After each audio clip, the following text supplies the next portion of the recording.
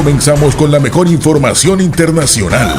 Muchísima atención, amigas y amigos, porque esta noticia podría cambiar el rumbo de la historia de Venezuela. En las últimas horas se ha confirmado que la partida de nacimiento de Nicolás Maduro, la cual hacía constar que el mandatario es venezolano, es completamente falsa. Así como lo acaban de escuchar, damas y caballeros, esto lo dio a conocer el abogado Nelson Torres Ramírez, quien realizó un análisis exhaustivo de todas las incongruencias en esa partida de nacimiento. La expresidenta del Consejo Supremo Electoral, Tibisay Lucena, presentó en el año 2016 al medio comunicacional Globovisión una supuesta certificación de la partida de nacimiento del cuestionado presidente Nicolás Maduro, quien era candidato presidencial para ese momento, justificando una supuesta validez del registro de nacimiento del mismo. Así que, damas y caballeros, si Nicolás Maduro no es venezolano, entonces significa que no debe estar en el poder y mucho menos ejerciendo como presidente. El abogado Ramírez Torres, quien es conocedor de la materia, realizó ese análisis exhaustivo y detallado de todas las incongruencias en términos legales en la partida de nacimiento de Maduro, donde se evidencia que dentro del análisis realizado existe disconformidad en las fechas, foliaturas, firmas, falta de sellos, papel y otras. El abogado Ramírez Torres detalló cada una de las observaciones que se evidencian en la supuesta partida de nacimiento. Aseveró además que la hoja de papel utilizada carece del sello del Consejo Municipal del Distrito Federal, requisito de validez ordenado por el artículo 446.3 del Código Civil. También resaltó dentro del análisis que la partida es falsa porque el acta dice al final: esta presentación fue ordenada por el procurador de menores, y resulta, damas y caballeros, que dicha mención fue insertada cuando el documento ya había sido cerrado o terminado de redactar, y prueba de esto es que después de esa mención escribieron lo siguiente: terminó, se leyó y conforme firman, cuando lo usual es que esto se escribe al final del documento y antes de las firmas. Es falsa también porque del lado derecho de la línea 26 dice el jefe civil para colocar su firma debajo, y al comienzo de dicho renglón está la palabra menores, es decir que para insertar la frase esta presentación fue ordenada por el procurador de menores, usaron parte del renglón 26, lo cual por anormal corrobora la falsificación. Lo normal en todo esto, damas y caballeros, era que al finalizar dicha frase haya punto y aparte y que la mención el jefe civil esté en el renglón número 27. En conclusión, amigas y amigos, la verdad ha sido desmantelada y una vez más Maduro queda al descubierto.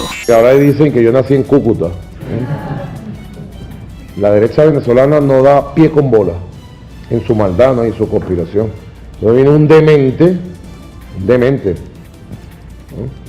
me perdonan la expresión, un verdadero demente lleno de odio, a inventar cosas. Yo me sentiría orgulloso, de verdad, como lo dije, si hubiera nacido en Cúcuta, o en Bogotá, o en Cali, o en Cartagena, o en Barranquilla, o en Santa Marta, o en Bucaramanga. Sería un ser humano feliz porque esa es tierra de Bolívar. Esa tierra la fundó Bolívar. La fundaron los libertadores. Y nosotros amamos profundamente, desde nuestro amor, nuestro corazón de chavistas, de bolivarianos, amamos profundamente al pueblo colombiano. Avanzamos con el desarrollo de más noticias.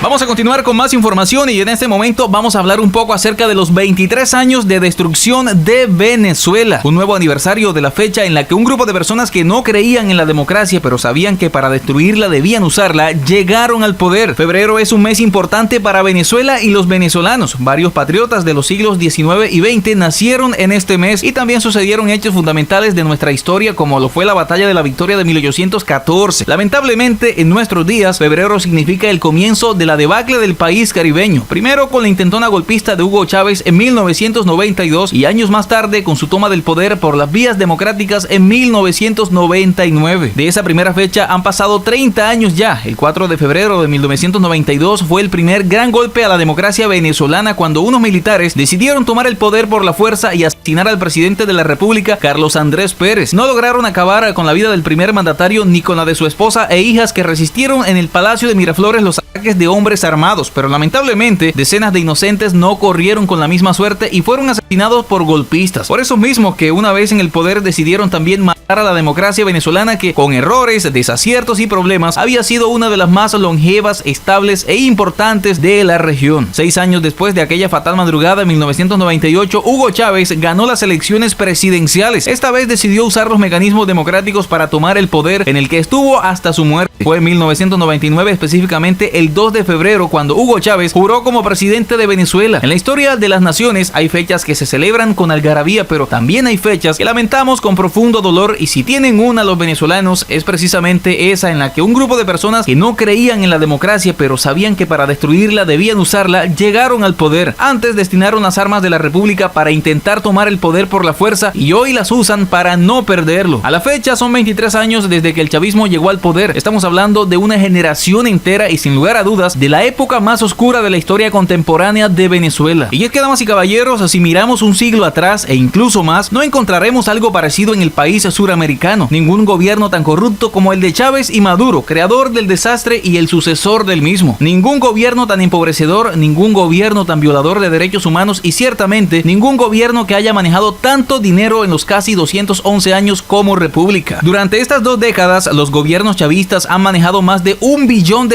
y en los 40 años de democracia, es decir, casi el doble de tiempo, ingresaron sumas cercanas. A pesar de ello, hoy Venezuela vive una emergencia humanitaria compleja nunca antes vista en la región, como tampoco fue vista en el continente una crisis migratoria de la magnitud de la venezolana. Son 6 millones de personas que huyeron de la crisis económica producida por la dictadura, de la delincuencia promovida desde el poder y de la represión ejercida por los grupos de tarea de Nicolás Maduro contra aquellos que luchan por un cambio en el país. El chavismo, que se ha autoimpuesto diferentes etiquetas grandilocuentes como revolucionarios, defensores de los más necesitados y antiimperialistas, no puede a estas alturas evitar que el mundo entero los reconozca por lo que han causado en Venezuela: pobreza, corrupción y represión. Y es que cuando Hugo Chávez alcanzó el poder, la pobreza en Venezuela no llegaba al 40%, según datos del Instituto Nacional de Estadística INE, pero a la fecha el 96% de los venezolanos se encuentra bajo la línea de pobreza y el 79% en pobreza extrema, de acuerdo con los datos emitidos por la Encuesta Nacional sobre Condiciones de Vida en COVID de la Universidad Católica Andrés Bello UCAP. Es decir, duplicaron y más la pobreza a pesar de manejar dinero suficiente para que hoy en Venezuela no existiera ni una sola persona pasando hambre. La destrucción chavista es imposible de ocultar e imposible de excusar alegando falsos bloqueos o supuestos ataques que ni existen ni han existido. Los únicos responsables de esta realidad son quienes han ocupado la silla en Miraflores y sus asesores expertos en autoritarismo, es decir, los cubanos. Cuantitativamente hablando, es mucho lo que se puede demostrar. Algunos datos que dan cuenta de la barbarie cleptocrática y dictatorial revolucionaria recientemente enumerados por el diputado y economista José Guerra son elocuentes. Vamos a mencionar algunos de ellos. Por ejemplo, en 1998 Venezuela produjo 3.288.000 barriles diarios de petróleo. En 2021 apenas 638.000 barriles diarios. También disfrutó de los mayores precios petroleros de la historia. Hoy el país importa gasolina. Destruyeron PDVSA, que durante la democracia fue modelo en el mundo. Hugo Chávez recibió 14.849 millones de dólares en reservas internacionales en el Banco Central de Venezuela, pero en el 2021 esas reservas fueron de 5.914 millones de dólares solamente. Venezuela está en bancarrota, damas y caballeros. Hugo Chávez recibió una deuda externa de 32.809 millones de dólares, la cual saltó hasta 120.000 millones de dólares en 2021, es decir, triplicaron y más la deuda, hipotecando el futuro. La economía cayó cada año en promedio menos 3,8% y la inflación fue de 240% en promedio en el lapso 1999-2021. Este es un récord planetario difícil de igualar. El salario mínimo hoy es de $2.4 mensuales, mientras que en 1998, cuando Chávez llegó al poder, era de $337. Si los números son devastadores, las historias de las personas detrás de cada indicador de pobreza, sus realidades y la forma en la que hoy sobreviven a pesar de la dictadura son desgarradoras. La emergencia humanitaria compleja ha dejado a millones de familias fracturadas, familias que tienen a sus abuelos viviendo solos en Venezuela, pues a sus hijos y nietos emigraron buscando una vida digna, a pesar de los peligros que supone recorrer las fronteras o huir del país en una balsa. Sí, así como los cubanos. En este momento, amigas y amigos, se podría decir que hay un país fuera de un país, y es precisamente esa la cara de destrucción de esa tierra a manos de delincuentes, pues Venezuela no había conocido en su historia republicana un gobierno más represor y asesino que ha hecho de la violación de los derechos humanos una política de Estado. A la fecha hay casi 250 presos políticos en los calabozos de la dictadura de Nicolás Maduro, muchos de ellos probablemente siendo torturados en este preciso momento. Bajo esa situación, es decir, la tortura, ya han asesinado a muchos inocentes que fueron apresados solo por oponerse al régimen venezolano. Sumado a eso, los asesinatos en protestas como la de 2014, donde hubo un saldo de 43 venezolanos asesinados, 2017, donde 163 venezolanos fueron dados de baja a manos del gobierno, la de 2019, donde fueron 67 los venezolanos que perdieron la vida a manos de las fuerzas de seguridad de Maduro, y las ejecuciones